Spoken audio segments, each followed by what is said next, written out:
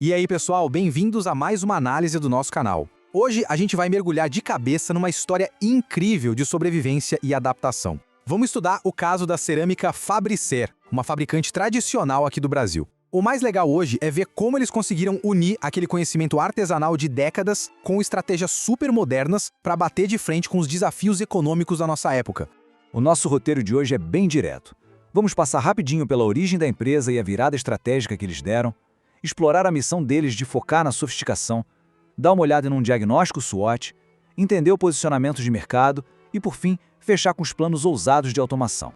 Então, bora começar pela primeira parte, a origem da empresa e como eles navegaram por aqueles perrengues iniciais.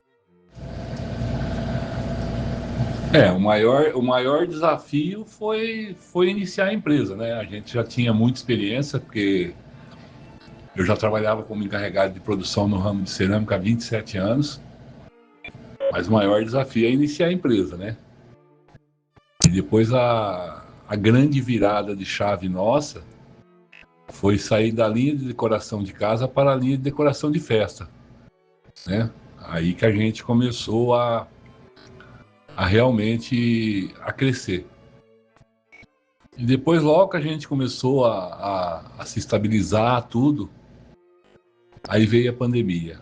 Aí a pandemia foi, acho que, o maior desafio nosso, porque a gente estava começando a se estruturar, né? Aí veio a pandemia e aí teve que dar aquela virada de chave, né? Mudou todo o processo de venda, o pessoal ficando em casa. Então foi muito complicado para a gente. Mas graças a Deus a gente conseguiu contornar e hoje, graças a Deus, estamos conseguindo a crescer cada vez mais. Hoje, para descrever o cenário nosso, né, no ramo de festa em cerâmica, é um cenário estável, né? Porque a gente está mexendo com um produto que é supérfluo, né? Então, a gente tem muita dificuldade nisso. Um mês vai bem, outro mês vai um pouco mais fraco, e sem contar os concorrentes, né? Só aqui na minha cidade, aqui em Porto Ferreira, tem várias cerâmicas que atuam no mesmo ramo da gente, e fora isso, nos últimos anos entrou para a linha de festa também, pessoal na ferragem, acrílico, plástico, muito produto da China que vem com um preço difícil de ser batido, né? Então, acho que isso é a nossa maior dificuldade. Sem contar a tecnologia, né? Que vem mudando dia a dia. Os canais de venda também toda hora está mudando e a gente tem que se adaptando. Mas num contexto geral, é mais ou menos isso.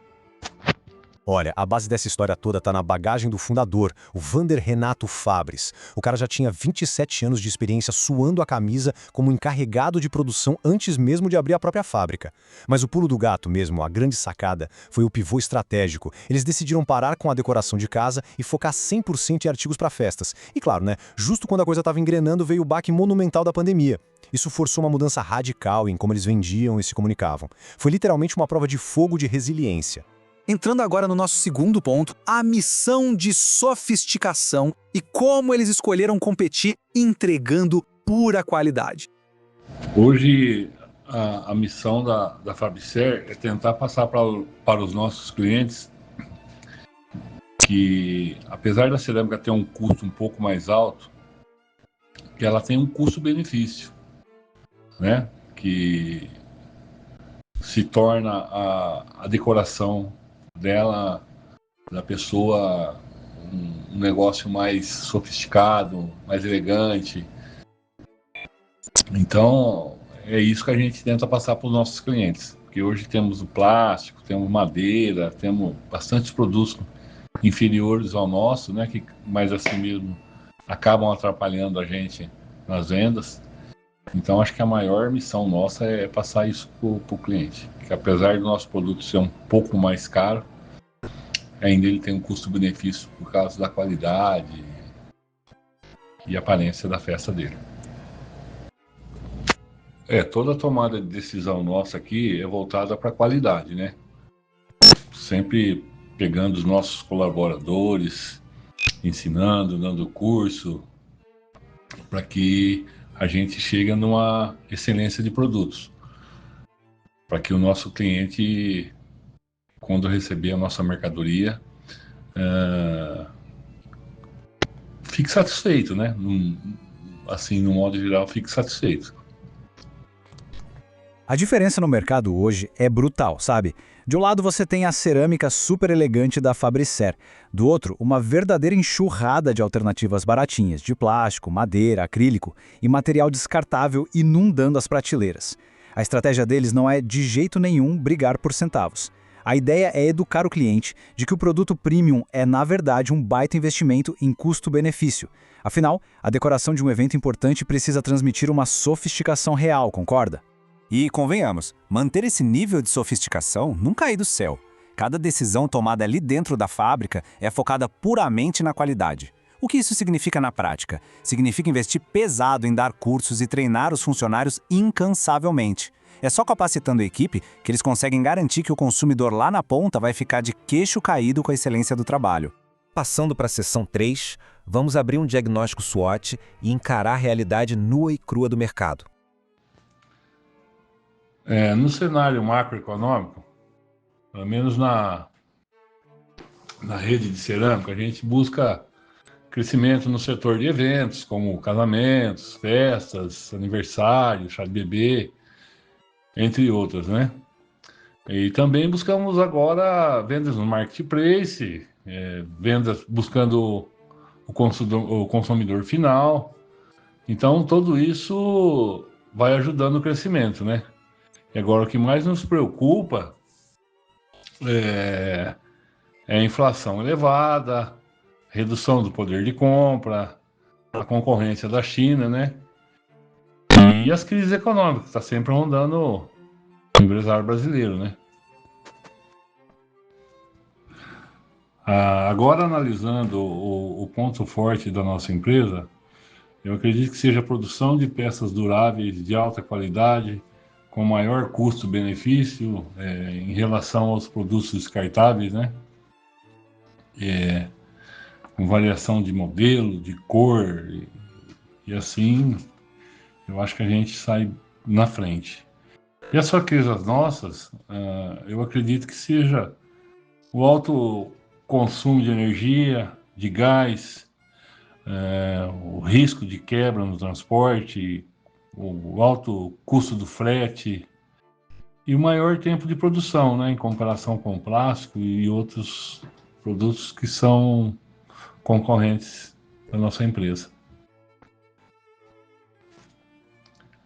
No ramo de cerâmica, eu acredito que é quase impossível você não deixar o concorrente copiar alguma coisa ou fazer, né, bem parecido. Mas assim, eu me apego nos meus quase 40 anos de cerâmica, né? E trabalhei em fábricas como encarregado de produção durante 27 anos. A fábrica de um porte pode ser considerada até grande. Então trago uma vasta experiência de lá.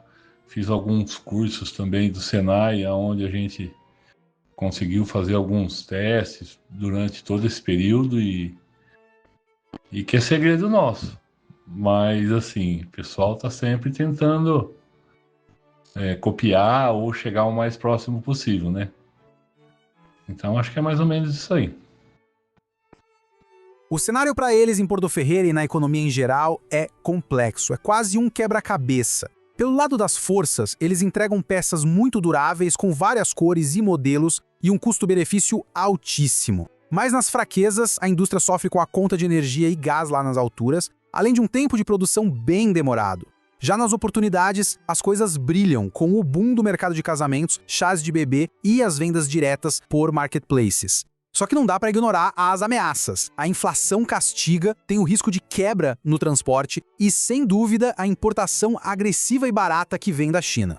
Diante dessa concorrência feroz e do pessoal local que tenta copiar os modelos, a defesa definitiva deles é o conhecimento puro, O fundador sempre reforça que o verdadeiro segredo não é uma fórmula mágica, mas sim os quase 40 anos respirando cerâmica e décadas de testes rigorosos. Esse conhecimento técnico absurdo que foi moldado até com cursos do Senai é o grande trunfo da operação, que ninguém consegue simplesmente roubar. Vamos direto para o nosso quarto pilar. Como estruturar um posicionamento de mercado abrangente?